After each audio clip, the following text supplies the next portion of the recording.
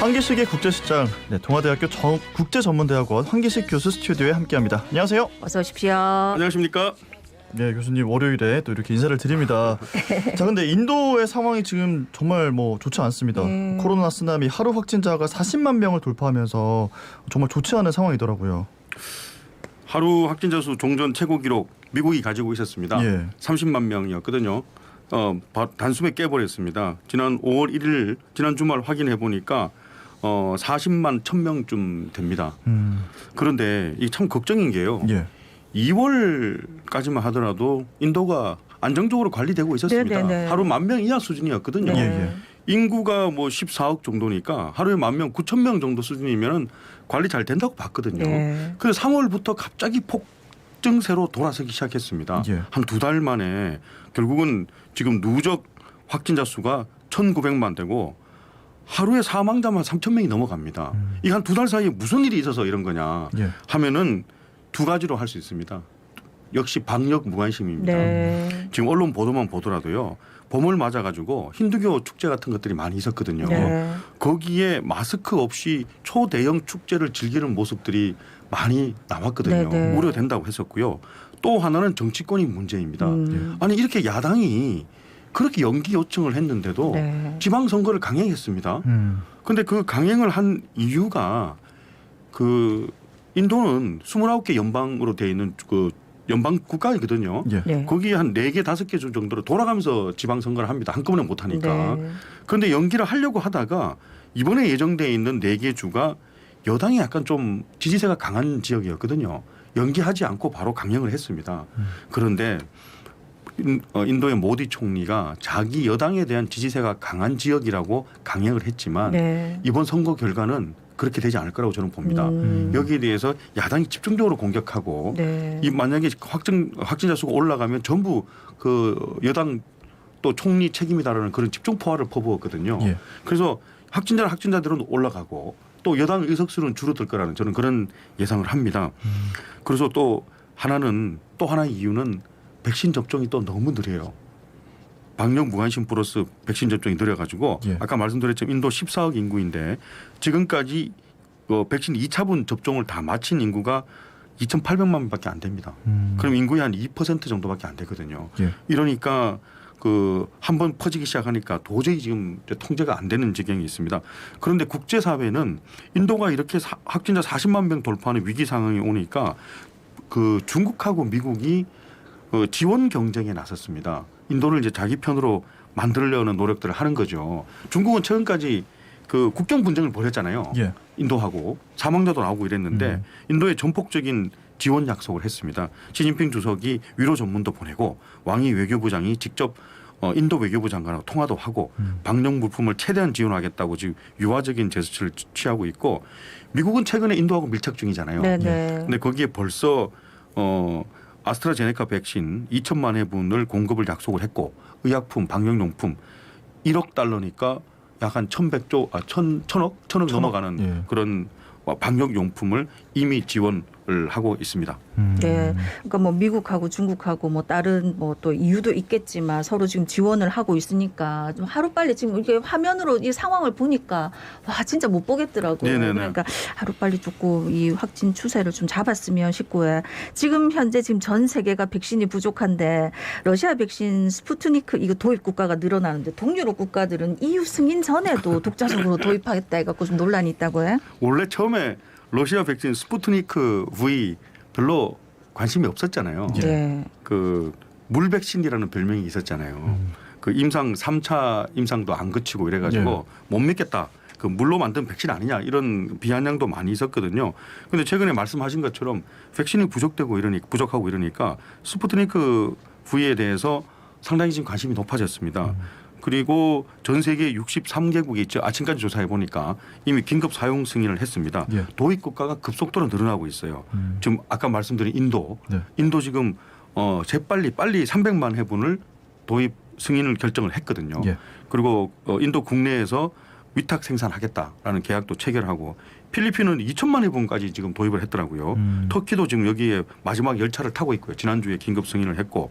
근데 아까 말씀하신 것처럼 동유럽 국가들도 지금 급한가 봅니다. 동유럽 국가 헝가리나 체코가 EU 가입 국가들이잖아요. 예. 그래서 백신 접종을 새로운 백신을 접종하려면 EU 중앙 정부의 승인을 받아야 되거든요. 그 승인 받기도 전에 이미 다 주사를 놓기 시작했어요. 네. 그래서 EU 중앙 정부가 이 상당히 좀 그 불쾌감을 표시하고 예. 이렇게 되면 어떻게 되냐 하면은 내년도 그 EU에서 예산 지원이 동유럽 국가, 즉 헝가리나 체코 이런 국가들에게 EU의 중앙 정부의 예산 지원이 줄어들 가능성이 상당히 있습니다. 그런 선례들이 있거든요. 예. 이런 식으로 강제력은 없잖아요.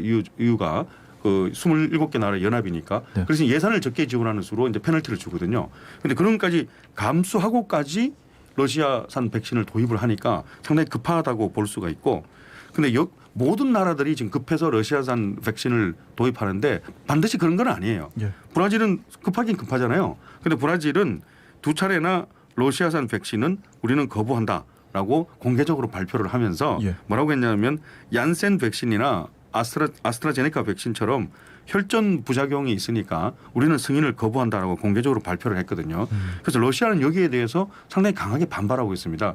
러시아산 백신에 대한 명예훼손이다라고 소송까지 하고 있고 뭐라고 공격하냐 하면은 그거는 브라질의 목소리냐 미국의 목소리냐 그렇게 공격을 하고 있습니다. 네. 또 한 가지 네. 한국이 지금 국내에 지금 러시아산 백신 위탁 생산 계약을 맺었습니다. 예. 그 13억 회분이나 생산 계획을 맺어가지고 한국에 그 지금 이미 기술 계약을 맺고 곧 생산을 시작합니다. 네. 네. 지금 전 세계적으로 코로나가 다시 또 이렇게 난리인데요. 중국이 지난 주말부터 노동절 황금 연휴가 시작이 되면서 2억 6천만 명이 대이동을 했고 작년 대비 120%가 증가하면서 코로나 이전으로 회복됐다고 하네요. 그렇습니다. 중국 지금 지난 토요일부터 5일 동안 황금 연휴가 시작됐습니다. 예. 이 기회를 중국 정부가 놓칠 리가 없습니다. 지금 경기 부양, 대대적인 경기 회복에 본격적인 신호탄으로 삼으려고 하는 거죠. 그래서 코로나 이전으로 지금 완전히 회복됐다는 것을 목표로 하는데 예. 사실 작년은 예외로 봐야 되잖아요. 코로나 타격이 있었으니까. 그러니까 2019년하고 비교해 봤을 때 2019년도에 똑같은 노동절 황금 연휴에 약 국내에서 1억 9천만 명 이동된 통계가 나오거든요. 그런데 이번에는 2억 6천만 명이 예상되고 있습니다. 예. 그럼 코로나 이전으로 회복된 것이 문제가 아니라 코로나 이전보다 더 향상된 거죠. 더 높아지는 거죠. 그런 걸 더 목표로 하고 있고 고속도로 이용객도 6천만 명 수준이면 최고 기록을 갱신한 거거든요. 철도 이용자도 1억 6천만 명이나 그러니까 그것도 기록을 갱신한 겁니다. 그런데 해외로는 못 나가잖아요. 아직까지는요. 그런데 네. 국내에서 여행을 권장하는데 국내에서 성과 성을 넘어서 가는 즉 장거리 여행객이 70% 이상이니까 이것만 보더라도 상당히 국내에서 여행 경기는 최소한 회복이 되겠다. 그런데 이게 왜 그러냐 하면은 코로나에서 많이 회복된 것도 있겠지만 중국 정부가 이 5월 한 달 동안에 대대적인 소비 캠페인을 벌이고 있습니다. 네. 그래서 그 올해가 특히 중국 공산당이 창당 100주년 되는 해거든요. 그래서 그 공산당 창당 100주년이면 그 100주년 동안에 많은 유적지들이 있잖아요. 그 상하이 같은 경우에는 공산당 제1차 대회가 열렸다. 뭐 이런 식으로 해서 상당히 많은 100개 정도 유적지를 개발하는 겁니다. 그걸 홍색 로드라고 하더라고요. 홍색 관광. 네, 그렇게. 네. 네, 그렇게 해서 홍색 관광이 대표적인 관광 상품으로 홍보를 하면서 계속 국내 여행을 지금 권장하고 있습니다. 그래서 국내 여행객이 작년 대비해서는 한 100% 증가한 걸 목표로 삼고 있고 그런데 좀 약간 논란이 되는 게 지금 1분기 중국의 경제 성장률을 발표를 했거든요. 예. 1분기 예. 1월 달, 2월 달, 3월 달. 예. 코로나에서 완전히 회복한 것이 문제가 아니라 경제 성장률이 18%라고 잠정적으로 발표를 했거든요. 예. 18% 예상이면은 1분기 동안 중국 국내 GDP가 4천조 원을 넘어간다는 얘기입니다. 4천조 원을 네. 넘어가면은 이거 완전히 기록이거든요. 그래서 이거 중국 정부는 상당히 자랑스럽고 상당히 크게 발표를 했는데 서방 측 언론을 보면은 이게 너무 놀라운 수치다.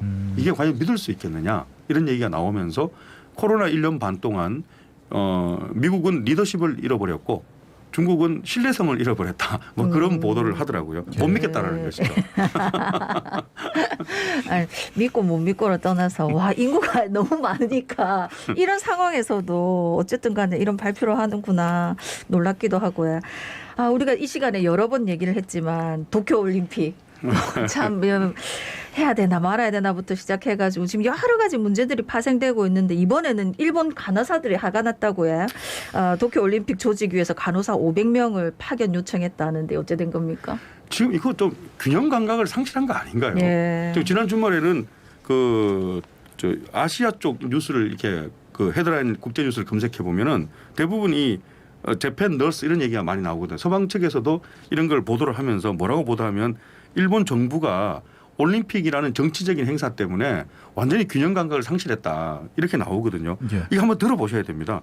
도쿄 올림픽 조직위원회가 일본 간호사 협회에 올림픽 기간 동안에 500명의 간호사를 파견해달라. 그것도 자원봉사로 아무 대가 없이 자원봉사라는 걸 딱 명기해가지고 간호사 자원봉사 500명을 파견해 주십시오라고 공문을 보냈거든요. 네. 또 그 공문도 공개가 됐습니다. 그러면 당연히 거센 논란이 있을 수밖에 없지 않겠습니까? 간호사협회를 포함한 의료단체에서 이게 말이 되느냐. 이 파견 요청은 반드시 재검토해야 된다라고 성명을 발표를 하고 트위터에 항의 시위 칸을 만들었거든요. 항의 시위 칸에 국민들이 5일 만에 33만 명이 서명을 했습니다. 동의한다는 얘기 되죠. 그 저도 한번 들어가 봤거든요. 트위터에 들어가 보니까 그 이제 그 밑에 해석을 영어로도 적혀 있던데 나는 환자를 돕고 싶어서 간호사가 됐다. 근데 나에게 배정된 환자를 놔두고 올림픽에 파견된다는 것은 절대 있을 수 없는 일이다. 이런 식으로 많이 공감 버튼을 많이 눌러놨더라고요. 예. 저도 공감이 됩니다. 그런데 여기에 대해서 즉각 진화에 나서고 사태 수습에 나서야 되잖아요. 그런데 스가 총리가 사실 거기 가장 책임이 있는 최고 수장이지 않습니까? 스가 총리의 발언은 더 기름을 부었습니다. 불을 지폈더라고요. 예. 지난주에 기자회견을 했는데 내가 이해하기로는 지금 쉬고 있는 간호사가 많지 않느냐. 500명 정도 파견은 충분히 가능하다고 생각합니다라고 기자회견을 했습니다. 그럼 이게 어떻게 되겠습니까? 그래서 여론이 상당히 좋아지지 않고 근데 일본의 지금 그 코로나 사태는 아직 전혀 통제가 되지 않고 있습니다. 상당히 심각하잖아요. 그런 것 때문에 이런 문제가 되는 건데 의료 시스템이 붕괴된다는 보고가 나오고 있고 백신 접종률은 전 세계 최하위 수준입니다. OECD 국가 중에서 2% 미만이니까 빨리 이런 백신 접종률을 높이고 이 의료 시스템을 붕괴하지 않도록 막아주는 것이 중요한데 올림픽이라는 정치권이 관심 가지고 있는 이슈 때문에 거기 한 명의 간호사도 더 투입해야 되는데 500명을 파견해달라고 하니까 말이 안 되는 거고. 근데 정치권에서도 지금 이제 올림픽 이런 여론까지도 있고 이런 사태까지 있는데 정말로 올림픽을 밀어붙여야 되느냐라는 회의론이 국민들이 아니라 정치권에서부터 나오고 있습니다. 공산당 정책위원장이 올림픽 중단 논의를 지금 정치권에서 의회에서 당장 시작해야 된다고 하고 또 다른 그 국민민주당의 대표 얘기는 뭐 이건 상당히 좀 들어볼 말이 있더라고요. 논란이 너무 되고 있으니까 객관적인 검증을 할 수 있는 즉 올림픽을 지금 개최해야 되느냐 말이냐 강행해야 되냐 말아야 되느냐를 정치권 말고 객관적인 검증을 할 수 있는 제3의 독자적인 기관을 만들어서 이 기관에서 결정하도록 하자라는 그런 제안까지 하고 있습니다. 하여튼 문제입니다 이거. 어떻게 생각하십니까? 올림픽 강행해야 됩니까? 말아야 됩니까? 바로 우리 이웃 국가잖아요. 바로 이웃에서 사는 거잖아요. 아니 우리 또 선수들이 올림픽 위해서 열심히 훈련한 거 생각을 하면 안타깝긴 안타까운데 그래도 이제 건강과 그게 안전이 더 중요한 문제인데 이거를 강행해가지고 되겠나 싶은 생각도 들고 어렵네. 스포츠라는 게 진짜 페어플레이가 중요한 건데 이게 뭔가 막 정치적으로 이용되는 이 상황이 좀 안타깝기는 합니다. 자, 우선 그렇고요. 자, 오늘 마지막 헤드라인은요. 지난 주말 노동절 세계 곳곳에서 시위, 코로나 수칙을 어겨서 수백 명이 체포가 됐다는 소식인데요. 보니까 댄스 파티를 열기도 하고 난리가 났더라고요. 맞습니다. 지난 주말에 전 세계 곳곳에 유럽은 유럽, 터키, 그다음에 인도네시아, 아시아 다 지금 시위가 일어났습니다. 근데 5월 1일 날 노동절 시위는 우리가 그동안에 봐왔던 것들이잖아요.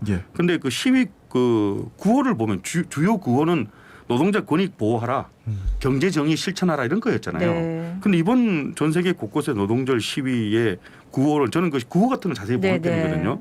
보니까 대부분이 코로나 격리 풀어라. 반대한다. 그리고 야간 통행 금지를 제발 해제시켜달라. 주로 이렇게 코로나가 노동절의 시위대의 구호마저도 바꾸는 그런 걸 확인할 수 있는 노동절이었습니다. 하여튼 터키에서도 200명이나 체포됐고, 그런데 그 체포의 이제 주된 이유는 이 폭력 시위가 이유가 되기도 하지만 대부분 다 코로나 방역 수칙을 어겼다라는 그런 수칙 위반으로 많이 구속이 됐습니다. 그런데 야외 댄스 파티는 독일하고 이제 벨기에 주로 서유럽 쪽에서 코로나 제한 조치를 이번 우리도 또 시위했다고 잡아가겠네. 그러면 댄스 파티를 열면은 이것도 잡아가느냐 하면서 야외 댄스 파티를 열어갖고 일종의 약간 비아냥거리는 그런 또 독특한 시위 모습을 보이기도 했습니다. 예. 네, 이 코로나 상황에 정말 답답한 건 알겠지만 거리에 나와가지고 이런 거를 다 뭐 풀어라 이렇게 하는 게 과연 옳은지 그거는 좀 한번 좀 생각해봐야 될 문제가 아닌가 싶네요. 네, 자, 오늘 이야기 여기까지 듣겠습니다. 오늘 말씀 고맙습니다. 네, 고맙습니다. 고맙습니다. 네, 지금까지 동아대학교 국제전문대학원 황기식 교수였습니다. 예, 저희가 오늘 이제 방송 중에 해상풍력단지 개발 반대위원회 의견을 들었는데 그 의견은 지난주에 저희가 업체와 구청의 설명을 먼저 전해드렸기 때문에 반론의 기회를 보장하는 의미에서 전해드렸다는 점 다시 한번 말씀을 드리고요. 또 새로운 한 주가 시작되는데 우리가 언제쯤 이 말을 그만하게 될까 늘 고심하고 있지만 아직까지도 계속해야 될 것 같습니다. 이번 한 주도 건강하게 여는 게 제일 중요한 거 알겠습니까? 많이 지치시고 많이 힘든 거 알겠지만 예, 마스크 단디 쓰시고 예, 손 매일매일 쓰시고 알겠지? 예, 자갈 찾으면 17,630회 박성원이었습니다. 네, 저희 전하는 말씀 듣고 오겠습니다. 의료사고 해결하는 가장 좋은 방법 있을까요?